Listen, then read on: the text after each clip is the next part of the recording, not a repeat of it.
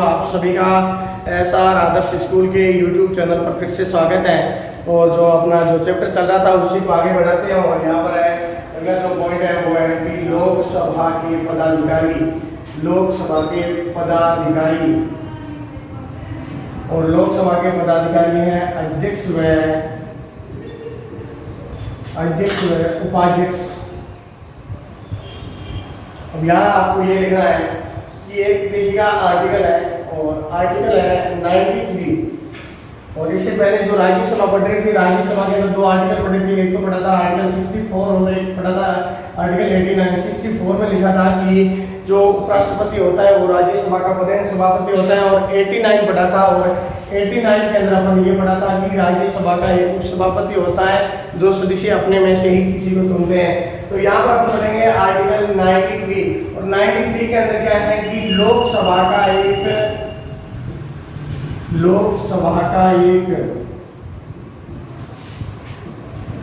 अध्यक्ष व एक उपाध्यक्ष होगा, जिनको सदस्य अपने में से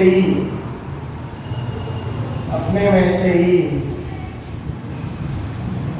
किसी एक को चुनेंगे, किसी एक को अध्यक्ष व एक को उपाध्यक्ष चुनेंगे। ये तो हो गए इनके अधिकारी, यानी लोकसभा का एक अध्यक्ष होगा और एक उपाध्यक्ष होगा। फिर है देखिएगा नोट लगा करके कि लोकसभा अध्यक्ष अपना त्याग पत्र उपाध्यक्ष को तथा उपाध्यक्ष अपना त्याग पत्र अध्यक्ष को देते हैं। और अब देखिएगा यदि इनको हटाना है, इनको हटाने के लिए क्या करेंगे कि लोकसभा के अंदर है ये जो साधारण बहुमत के माध्यम से इनको हटाया जाएगा कि जो कुल सदस्य संख्या है उसके बहुमत से। तो यहाँ पर क्या है कि उनको हटाने के लिए 14 दिन पहले, यानी कि जिस प्रस्ताव पर विचार हो रहा है, विचार विमर्श हो रहा है, विचार विमर्श कौन से प्रस्ताव पर कि इस लोकसभा को अध्यक्ष या उपाध्यक्ष को हटाने के प्रस्ताव पर विचार विमर्श जिस दिन प्रारंभ होगा उससे 14 दिन पहले उनको सूचित करना पड़ेगा कि हम आपको हटाने के प्रस्ताव पर है, कार्रवाई है, विचार विमर्श करना शुरू कर रहे हैं। तो जो संसद के कार्य हैं, इससे पहले लोकसभा का गठन, राज्यसभा का गठन, संसद का किस प्रकार से गठन होता है उनके बारे में बताया। संसद के जो प्रमुख कार्य हैं उन प्रमुख कार्य में जो पहला कार्य है देखिएगा विधि निर्माण का कार्य। और संसद के कार्य हैं इसको थोड़ा इम्पोर्टेंट लगा। और विधि निर्माण का जो कानून बनाने का कार्य है कि व्यवस्थापिका, और भारत की जो व्यवस्थापिका है उसको बोलते हैं संसद। व्यवस्थापिका का प्रमुख कार्य कानून निर्माण करना है। और भारत में संघात्मक शासन प्रणाली अपनाई गई है। और इससे पहले अपन दो शासन प्रणालियों के बारे में पढ़ चुके हैं। एक तो होती है संघात्मक शासन प्रणाली और दूसरी भारत में है संसदात्मक शासन प्रणाली। संसदात्मक जो अगले दो चैप्टर शुरू करेंगे उसमें पढ़ेंगे इस संसदात्मक पर। और संघात्मक शासन प्रणाली जहाँ पर भी होती है वहाँ क्या होता है कि शक्तियों का बंटवारा होता है, यानी कि शक्तियों का बंटवारा। और बंटवारा कैसे कि राज्य किस प्रकार से कानून बनाएगा, केंद्र किस प्रकार से कानून बनाएगी। जो भारत के अंदर है जैसे कि संघ सूची, राज्य सूची और समवर्ती सूची के माध्यम से जो कार्य है उनका आवंटन किया गया है, आवंटन किया गया है। और संसदात्मक शासन प्रणाली क्या होती है कि इसके अंदर क्या होता है कि जो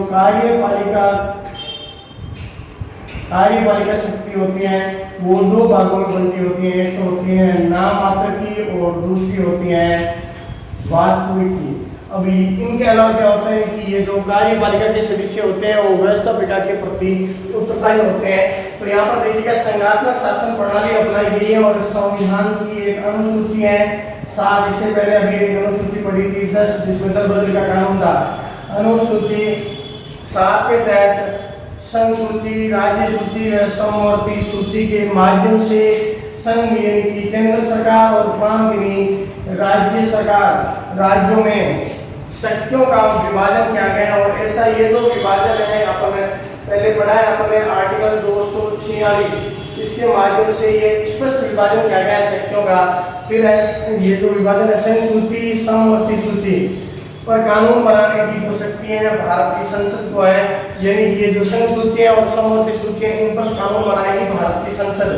इनके अलावा देखिएगा अवशिष्ट शक्तियों पर, और इन अवशिष्ट शक्तियों का उल्लेख है आर्टिकल 248।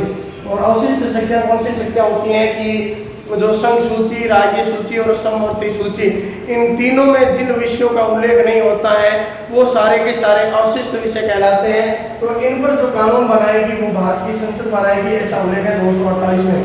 कानून बनाने का अधिकार संसद को प्राप्त है तथा राज्य सूची के विषयों पर कुछ परिस्थितियों के अंदर, जैसे फॉर एग्जाम्पल देश में आपातकाल लग गया और अब आपातकाल लगा हुआ है, ऐसी कंडीशन में क्या होता है कि राज्य जो विधानसभा की शक्ति सारी की सारी संसद के पास में आ गई। ऐसी कंडीशन में राज्य सूची के विषय पर कानून बना सकते हैं, या फिर है कहीं पर है तो आर्टिकल 356 के तहत है राज्य के संवैधानिक विफलता के आधार पर वहां पर राष्ट्रपति शासन लगा गया है ऐसी कंडीशन में। और इनके अलावा भी ये पहल करेगी राज्यसभा, यानी राज्यसभा पहल करके किसी भी प्रस्ताव पर है तो कानून बनाने की शक्ति है वो संसद को भी प्रदान कर सकती है। फिर कानून बनाने का जो प्रस्ताव रखा जाता है उस प्रस्ताव को विधेयक कहते हैं। और ये जो विधेयक होता है ये विधेयक होता है 2 प्रकार का, ये विधेयक 2 प्रकार का होता है। और इसमें 2 प्रकार कौन कौन से देखिएगा, एक तो होता है सरकारी विधेयक, एक सरकारी विधेयक और दूसरा है कि निजी विधेयक। अब देखिएगा सरकारी विधेयक और निजी विधेयक है, इनके अंदर होता है जो सरकारी विधेयक होता है कि सरकार के मंत्रियों के द्वारा जो कानून बनाने का जो प्रस्ताव रखा जाता है उनको तो बोलते हैं सरकारी विधेयक। और निजी विधेयक क्या होता है कि मंत्रियों के अलावा संसद के जो सदस्य हैं उनके द्वारा जो प्रस्ताव रखा जाएगा उसको बोलते हैं निजी विधेयक। ये प्रस्ताव रखने की जो सरकारी विधेयक है वो रखने के लिए 7 दिन पहले है जो सूचना देनी पड़ती है, निजी विधेयक के लिए ये 30 दिन का समय है। तो इस प्रकार से ये जो विधेयक है 2 प्रकार के हैं, तो सरकारी विधेयक होता है और निजी विधेयक होता है। और कानून निर्माण की जो प्रक्रिया है उसके अंदर कानून बनाने का जो प्रस्ताव है संसद के किसी भी सदन में रखा जा सकता है। देखिएगा कि प्रत्येक सदन में किसी विधेयक पर 3 वाचन होता है। और देखिएगा ये 3 वाचन कैसे होता है इसको ये समझना है, ये लोकसभा के अंदर भी यही होता है, राज्यसभा में यही होता है। यहाँ देखना मैं कॉलम बना करके लिख रहा हूँ, 3 कंडीशन क्या होती है इस पर आप लिख देना। ये हो गया प्रथम वाचन, और प्रथम वाचन में क्या होता है कि सदन में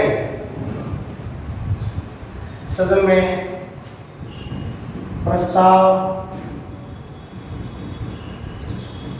प्रस्तुत करना, यानी सदन में जो प्रस्ताव प्रस्तुत किया जाता है और इस प्रस्ताव को प्रस्तुत करने की जो अनुमति प्रदान की जाती है, अनुमति प्रदान करना। और अनुमति प्रदान कौन करेगा, पीठासीन अधिकारी करेगा, चाहे लोकसभा के अंदर है तो लोकसभा का अध्यक्ष है, राज्यसभा के अंदर है तो राज्यसभा के सभापति है। तो यहाँ पर पहला तो हो गया कि सदन के अंदर प्रस्ताव को प्रस्तुत करना, और दूसरा हो गया कि प्रस्तुत करने की जो अनुमति प्रदान करना। ये तो हो गया आपका प्रथम वाचन। और सबसे इंपॉर्टेंट है वो है आपका द्वितीय वाचन। और इस द्वितीय वाचन में होता क्या है देखिएगा कि प्रस्ताव पर विस्तार से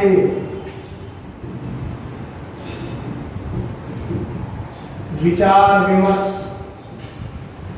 और इसी के अंदर क्या एक और किया जाता है कि पर्व समिति का गठन किया जाता है। और पर्व समिति का गठन, ये पर्व समिति देखिएगा लोकसभा की यदि एक सदन की पर्व समिति है तो यहाँ होते हैं 30 सदस्य, और लोकसभा प्लस राज्यसभा दोनों की एक संयुक्त पर्व समिति यदि बनाते हैं तो इसके अंदर होते हैं कि 45 सदस्य, यानी 30 तो हो गए लोकसभा से और 15 हो गए राज्यसभा से, इस प्रकार से होते हैं। तो यहाँ पर यह है कि जो प्रस्ताव होता है उस पर विस्तार से विचार विमर्श किया जाता है या फिर उसमें कोई संशोधन किया जाता है और फिर इस पर प्रवर समिति का गठन किया जाता है और प्रवर समिति भी इस पर बारीकी से विचार विमर्श करते हैं। यदि इसको लगे कि कुछ संशोधन करना चाहिए तो वो भी सुझाव है उस सदन को देगी ये प्रवर समिति। तो ये प्रवर समिति का गठन कर दिया गया और उसके बाद में यहाँ से क्या होता है कि जो यानी बारीकी से विचार विमर्श करने के बाद में इस प्रस्ताव को पारित कर दिया जाता है। और फिर आता है जो तीसरा वाचन होता है। इसके अंदर क्या होता है कि ये जो विधेयक राष्ट्रपति के समक्ष प्रस्तुत किया जाता है और राष्ट्रपति इस पर क्या देता है कि यदि अनुमति दे देता है यानी कि अपने हस्ताक्षर कर देता है तो यहाँ पर यह विधेयक था और यहाँ से ये विधेयक से एक्ट में बदल जाएगा और यह हो जाएगा अधिनियम। इस प्रकार से किसी भी प्रस्ताव पर लोकसभा हो या राज्यसभा हो इस प्रकार से 3 वाचन होता है। पहला वाचन कि जो विधेयक होता है विधेयक को प्रस्तुत करना और या प्रस्तुत करने की अनुमति देना, यह तो प्रथम वाचन हो गया। सेकंड वाचन में होता है कि उस प्रस्ताव पर विस्तार से विचार विमर्श करना, प्रवर समिति का गठन करना, प्रवर समिति ने जो सिफारिश की है उस पर भी विचार विमर्श करना और फिर प्रस्ताव को चाहे जिस प्रकार से साधारण से हो या विशेष बहुमत से हो प्रस्ताव को पारित करना और पारित करके आगे राष्ट्रपति के पास में भेजना। और यहाँ पर राष्ट्रपति की अनुमति प्रदान की जाती है फिर यह विधेयक है वो अधिनियम में बदल जाता है। इस प्रकार से ये 3 वाचन होते हैं। ठीक है, जो विधेयक है उस पर बात कर रहे थे। विधेयक है इसमें 3 वाचन होते हैं। 3 वाचनों को मैंने पहले आपको समझाया। उसमें क्या है कि सदन में जो प्रस्ताव है प्रस्तुत करने की जो अनुमति मिलना और ये जो अनुमति मिलना तथा उसके बाद में प्रस्ताव को प्रस्तुत करना, ये तो हो गया आपका प्रथम वाचन। सेकेंड वाचन में क्या होता है कि ये सबसे महत्वपूर्ण जो नया बिंदु होता है इसमें क्या होता है कि पूरी प्रक्रिया इसी में होती है। दूसरे वाचन के अंदर है इस पर विचार विमर्श, जो ये प्रस्ताव प्रस्तुत किया जाता है इस पर विचार विमर्श होता है तथा इस पर प्रवर समिति का गठन किया जाता है। और प्रवर समिति क्या करती है, ये जो प्रस्ताव है उस पर गहन अध्ययन करती है, बारीकी से प्रत्येक धारा का उस पर विचार विमर्श करती है और वो है उस सदन को बताती है। प्रवर समिति का गठन किया जाता है जिसको निश्चित अवधि में इसकी एक निश्चित समय अवधि होती है कि कितने दिन के अंदर इसकी विचार विमर्श करके जो रिपोर्ट है वापस सदन को सौंपनी है। तो अवधि में रिपोर्ट प्रस्तुत करनी होती है और वह प्रस्ताव पर बारीकी से विचार विमर्श करती है तथा सदन में प्रत्येक धारा यानी कि जो विधेयक के अंदर जो बिंदु होते हैं उस पर प्रत्येक धारा पर मतदान होता है। यह दूसरा वाचन यानी सबसे इम्पोर्टेंट होता है यह दूसरा वाचन। यहाँ से यदि दूसरा वाचन होने के बाद जो तीसरा वाचन होता है उसमें क्या होता है कि विधेयक जैसा भी हो, यदि साधारण बहुमत का तो साधारण से, विशेष का है तो विशेष बहुमत से। मैंने यहाँ पर साधारण लिखा है तो जैसे भी है कि विधेयक सदन में साधारण बहुमत से पारित करना, यह होता है तीसरा वाचन। ये तीसरा वाचन होने के बाद में क्या होता है कि उस प्रस्ताव को भेजा जाता है दूसरे सदन में। यह होगी एक सदन की कार्रवाई। इसके बाद में भेजा जाएगा दूसरे सदन में। दूसरे सदन में क्या होगा कि इस प्रकार से ये जो 3 वाचन हुए हैं दूसरे सदन में भी ये 3 वाचन हो गए और वहां से 3 वाचन होने के बाद में वो प्रस्ताव भेज दिया जाएगा राष्ट्रपति के पास में। पहले सदन से जो विधेयक पारित होने के बाद में ये दूसरे सदन में और विधेयक पहले सदन से पारित होने के बाद में दूसरे सदन में भेजा जाता है और यहाँ पर भी इस पर 3 वाचन होते हैं। जैसे कि पहले में मैंने 3 बताए थे वैसे इस पर भी 3 वाचन होते हैं और यदि ये प्रस्ताव बिना किसी विरोध के दूसरे सदन से भी पारित हो जाता है तब इसे राष्ट्रपति के पास में भेजा जाता है। और इसमें क्या होता है कि मान लीजिए एक जो सदन है उससे दूसरे सदन में भेजा और दूसरे सदन ने उसको अस्वीकार कर दिया, अस्वीकार कर दिया, ये तो हुई पहली बात। दूसरी बात क्या कि एक सदन ने भेजा और दूसरा सदन है उसमें संशोधन करना चाहता है लेकिन पहला सदन है वो संशोधन नहीं मानता है, यानी कि दूसरा सदन